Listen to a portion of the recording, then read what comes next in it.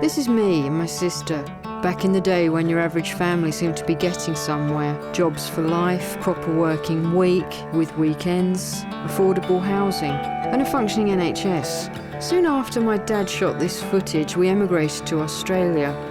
I did my first year of school there with an English accent. Then we moved back to the UK and I did my next year with an Aussie twang. I realise now I was an outsider. There and then here, it gave me an outsider's perspective.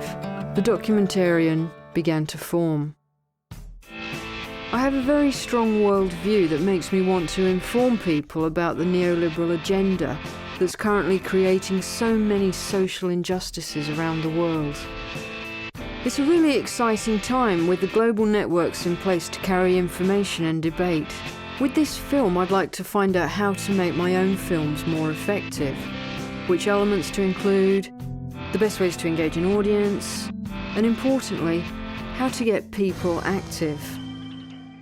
I interviewed some of the filmmakers I've met in Glasgow at the Radical Film Network, which took place in May. But first I spoke with Jo Ebuwa. Jo is the film course programmer at SAE Institute Glasgow, where I'm doing my film degree. I asked her what she thinks makes a film engaging. I love story. I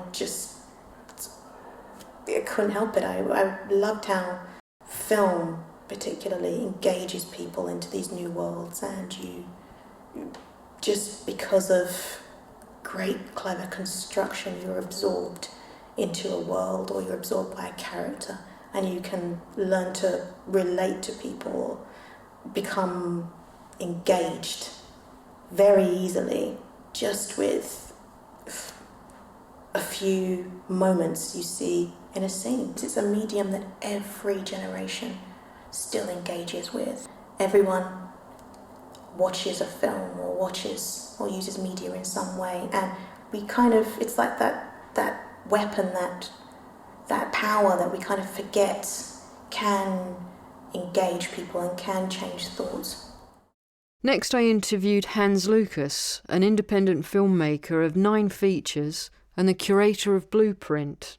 I ask each filmmaker what elements I should include to make a political film effective.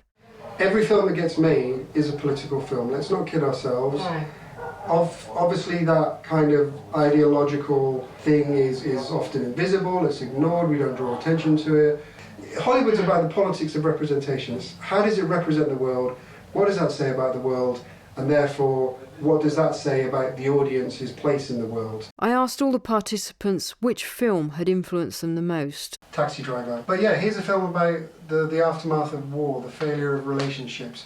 And this plants a seed. All of a sudden I'm aware of lonely people, poverty people, but how all of that is socially tied together. Travis can't be lonely on his own. He's lonely because he lives in a city of millions of people. The taxi drivers talk about Bertrand Russell and all sorts of stuff. So there's this degree of knowledge that is littered throughout working class people that is often ignored. I mean, we're all fucked. More or less, you know?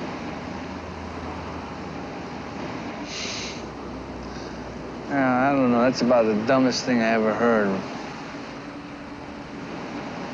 It's not Bertrand Russell, but what do you want? I'm a cabbie, you know?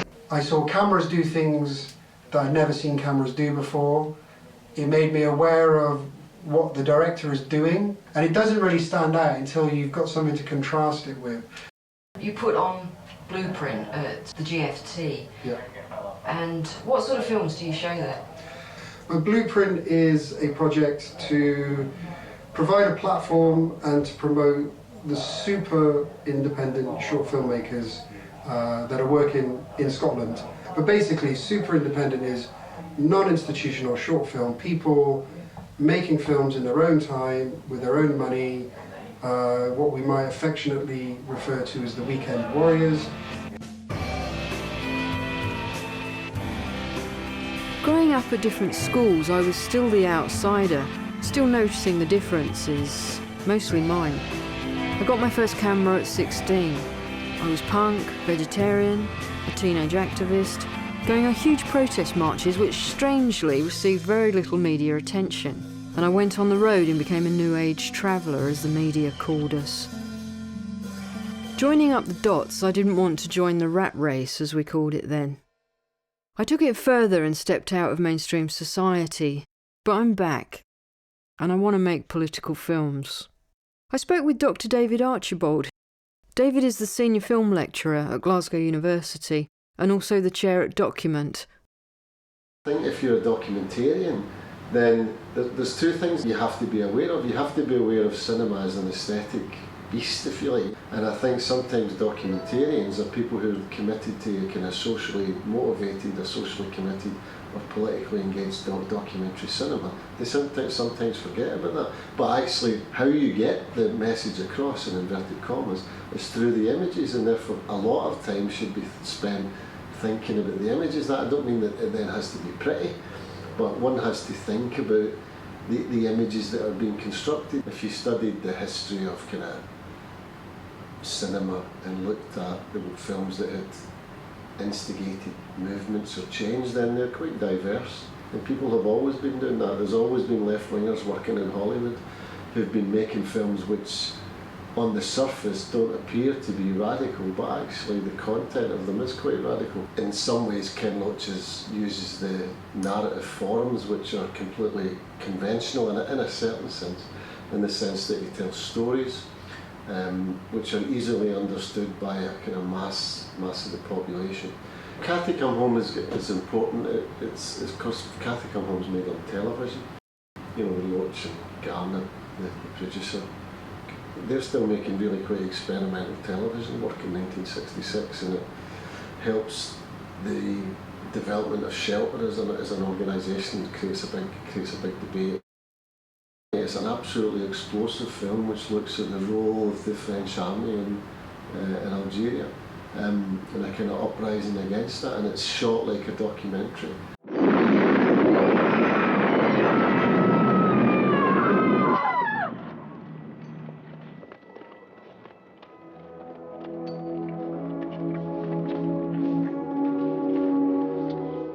It's not a simple piece of cinema. It looks at people fighting back against French imperialism, but it talks about some of the things that people do and that are involved in that. I didn't know anything about the Algerian Revolution when I was 17 or 18 when I watched that.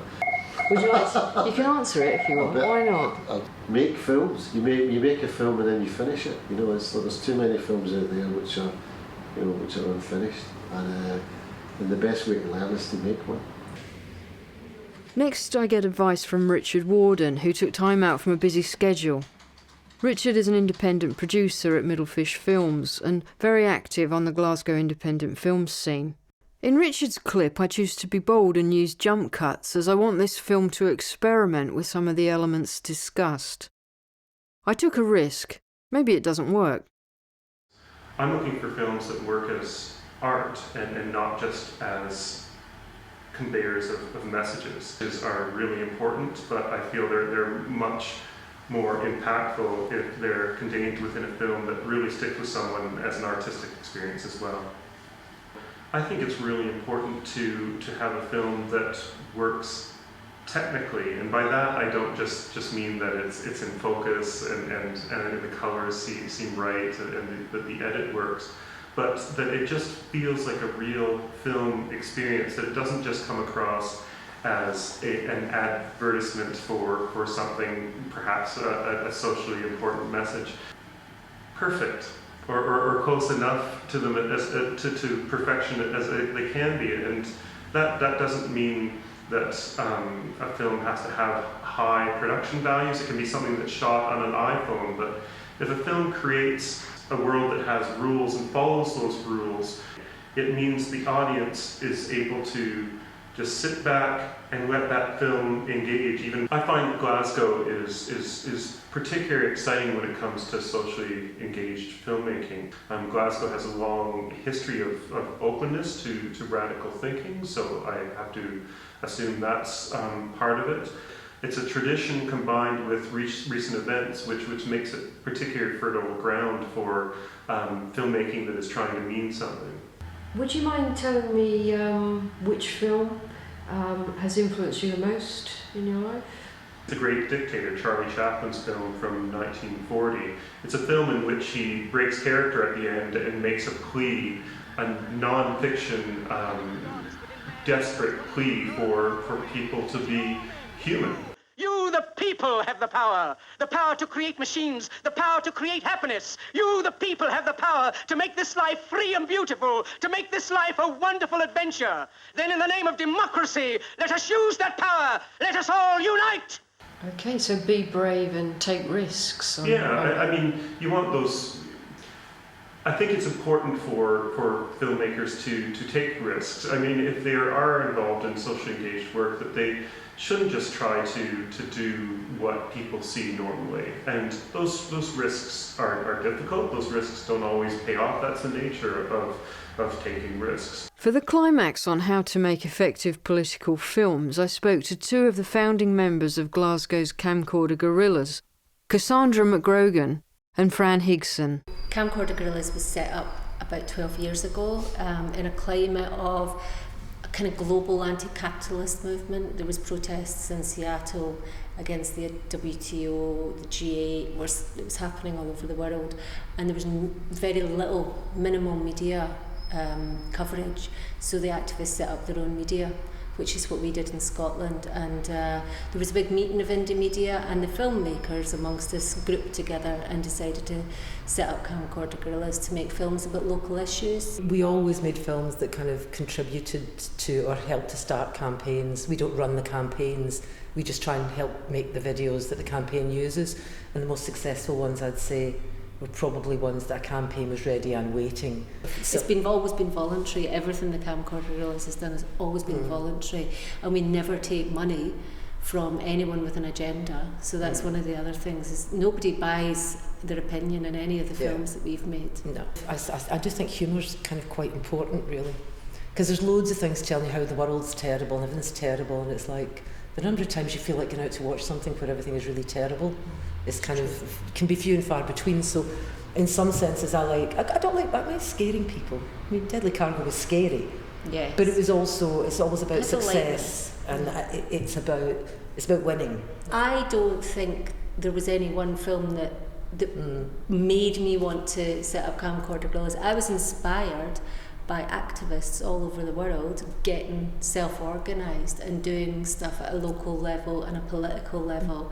That's what really inspired me, and I thought, I've got some skills, I can bring these skills to the party. And the party was a huge anti-capitalist movement. I mean, I've been inspired as a filmmaker in other ways, where I would say, there's been Ken Loach is just like his films where he really made an impact. But then again, so did Morgan Spurlock and Super Size Me. I thought, in terms of an activist film, I thought that was brilliant because it made a huge impact on McDonald's. So it worked. So any films that work, I think, like the Yes Men, they work. Yeah. And then the other one that kind of springs to mind is a film called Black's Britannica, which was about the ghettoisation of the black community, and I think that was made in the 70s. In this country? In this country, yeah. It was about how black communities were all being kind of herded into particular areas of cities. And it's like, I remember watching it and thinking, I never really thought about that, actually. And the people in the film, I remember those statements about, they did this because they could put a gate on it easily. And then you looked at what happened in Ireland years later and you're like, oh, do you know something? Isn't that amazing? So so that was too. But like Fran, I love the Yes Men. And I think their stunts are magnificent. Humour. Humour is humour, isn't it? It's that sort of thing about if you can make them laugh. That's my advice. Make them laugh, make them cry. Yeah. Ideally in the same film. Ideally. Make them angry, shocked. Yeah, make them angry. Get them off their arses. Yeah, that's the main thing, isn't it? That's the measure of success, that people want to take action. Yeah. I was lucky enough to have a camera with me when I met Nina, an activist for CAT, the Campaign Against the Arms Trade. Nina is the proof that campaign films can lead to people taking action. I'm from the Edinburgh CAT Campaign Against Arms Trade group.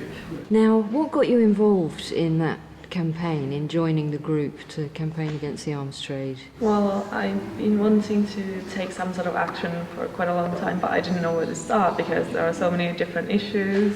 I ended up at the Take One Action Film Festival in Edinburgh last autumn, and so We Are Giant, or We Are the Giants, and that got me thinking that the arms trade was the #1 issue that I wanted to work with. The process of making this film has brought together many aspects of filmmaking I've learnt at SAE, and in listening carefully to the advice I've heard, I can consider these approaches in my future films.